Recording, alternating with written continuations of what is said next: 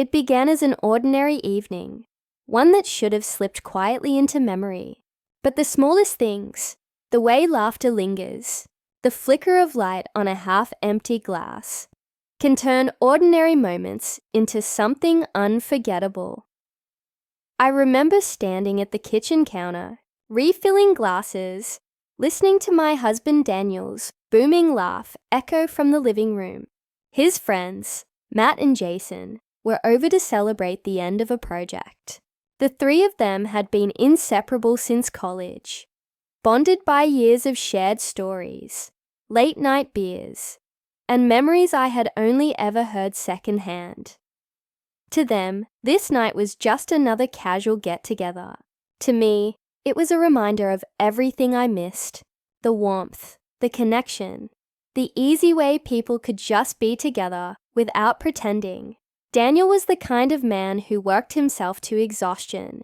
A contractor by trade, his hands were always marked by small cuts and calluses. His eyes, by the weariness of someone who carried more than he ever said aloud. I loved him. God, I did.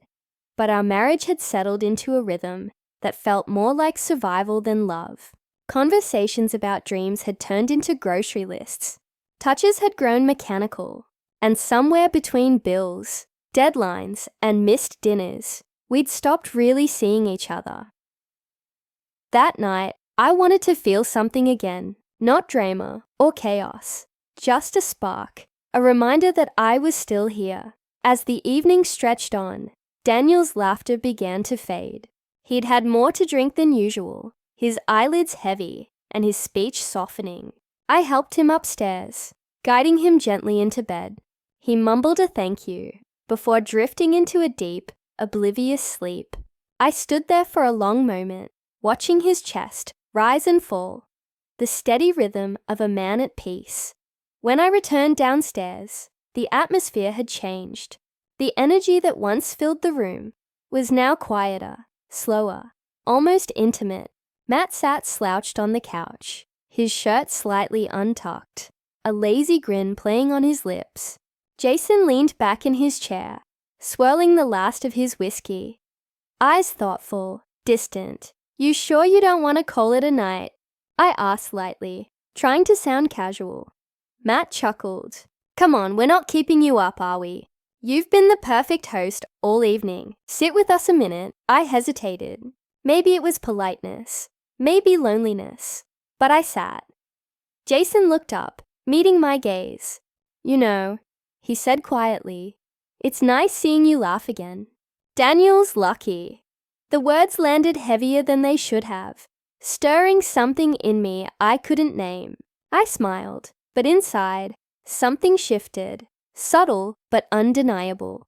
In that moment, surrounded by half-empty glasses and fading music, I had no idea that this simple choice, to stay seated, would unravel everything I thought I understood about love, loyalty, and myself. Daniel and I had been together for 8 years, long enough to memorize each other's habits, long enough for silence to grow familiar.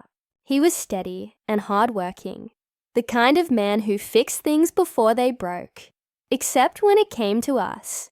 Somewhere between mortgage payments and morning alarms, we'd become partners in function rather than passion. When we first met, Daniel was everything I wanted.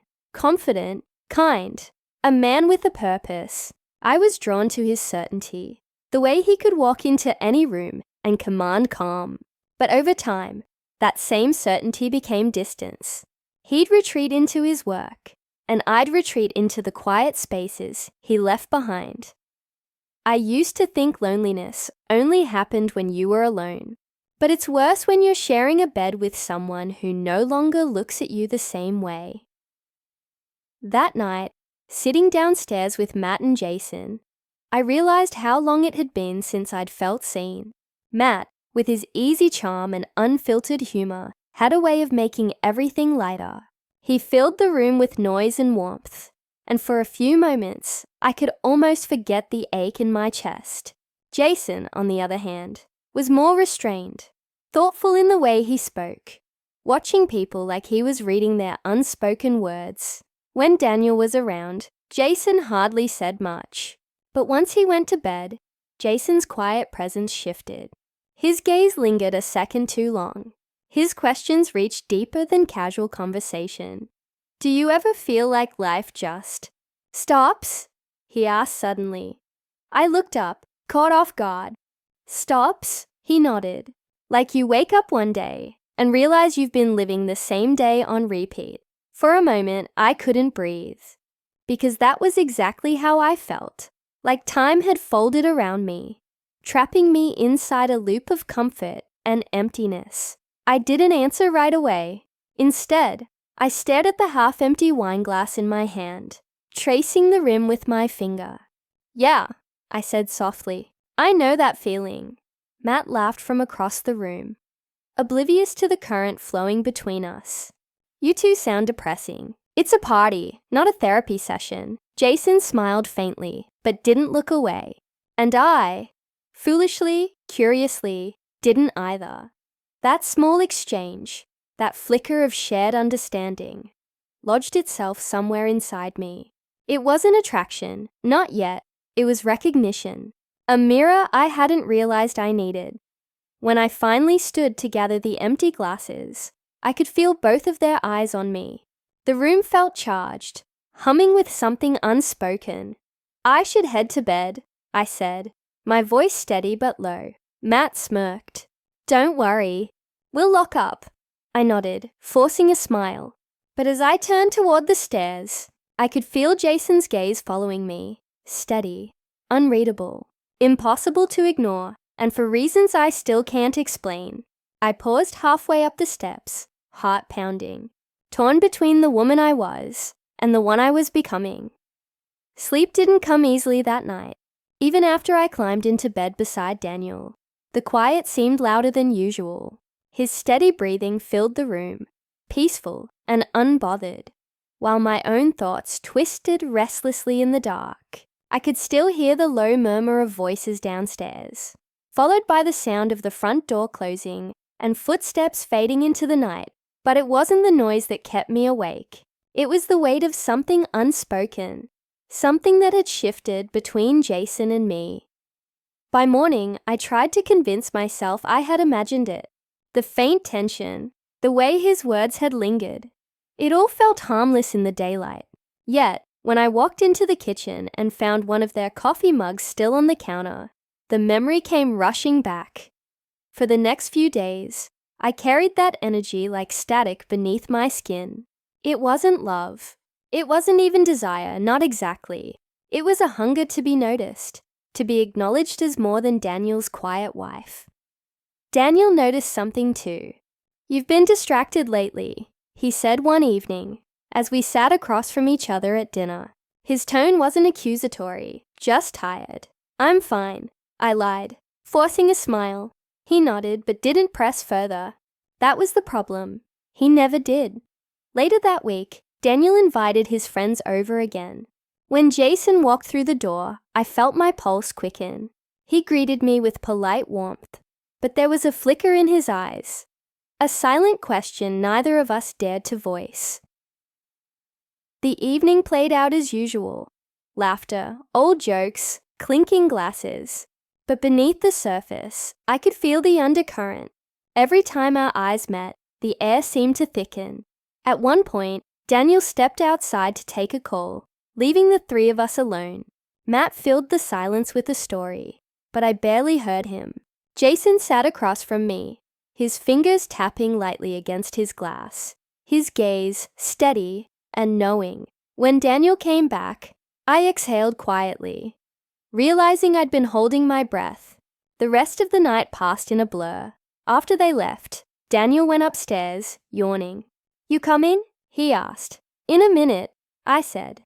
The house grew still again, just like before, and as I stood in the doorway, staring at the empty living room, I knew something inside me had begun to fracture. I didn't know what I was waiting for, a sign, a reason, an excuse, but I could feel the distance between who I was and who I was becoming, widening with every heartbeat.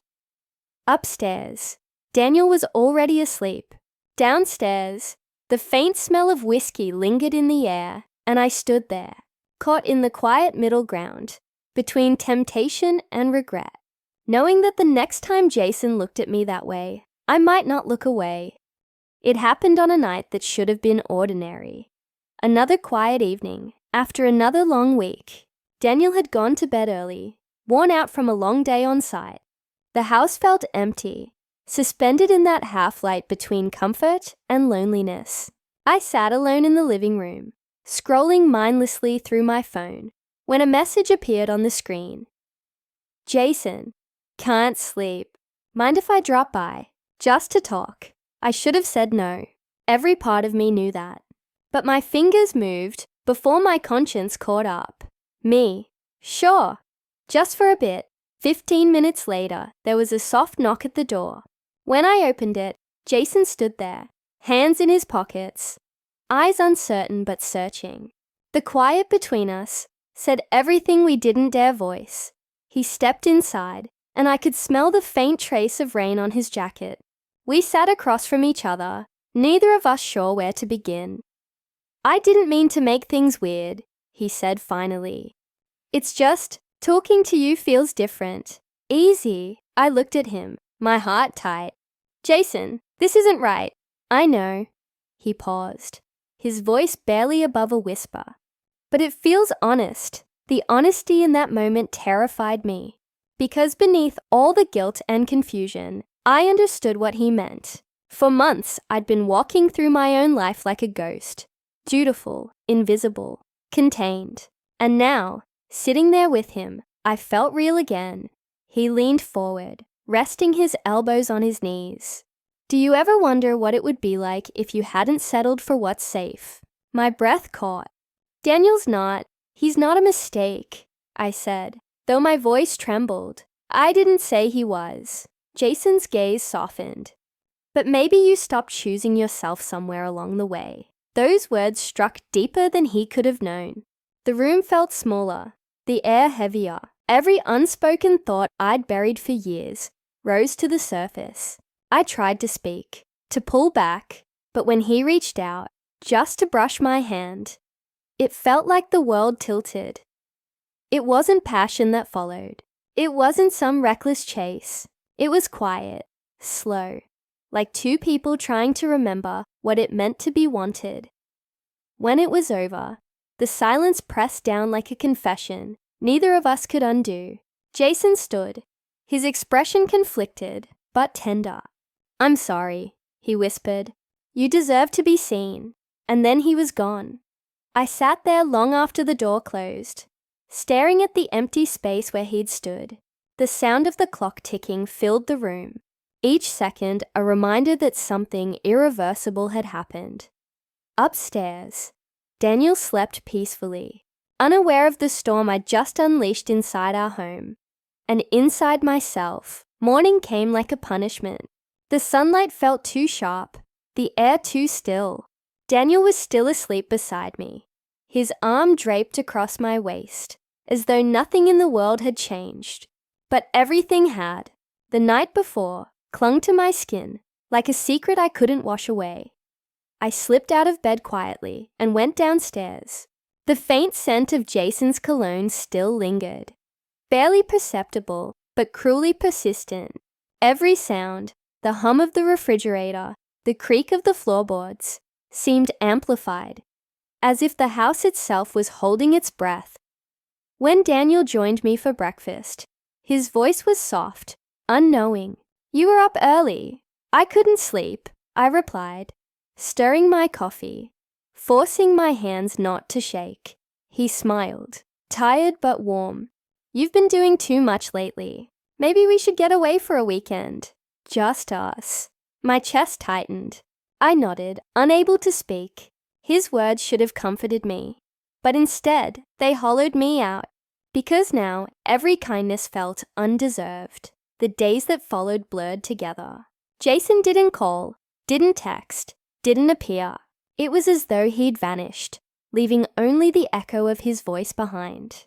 And in that absence, my guilt grew heavier, more suffocating. Sometimes I'd catch Daniel watching me, his brow furrowed with quiet concern. "You seem distant," he'd say. I'd smile, tell him I was fine, and then excuse myself before my face betrayed the truth. I told myself what happened had been a mistake.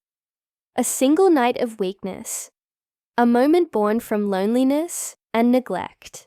But deep down, I knew it wasn't that simple. It wasn't just betrayal. It was a mirror held up to everything I'd been avoiding. The emptiness in our marriage. The ache of being unseen. The slow erosion of who I used to be. Weeks turned into months. Daniel and I began to rebuild, piece by piece, without ever acknowledging what had broken. We started taking evening walks again. We laughed more, even if it sometimes felt forced. Maybe healing doesn't always come from confession. Maybe it begins in quiet choices, to keep showing up. Still, some nights I lie awake and think about Jason, not out of longing, but out of recognition. He wasn't the cause of my undoing. He was the moment that revealed it. I've learned that betrayal isn't always loud. Sometimes it begins in silence, in the small spaces where love once lived.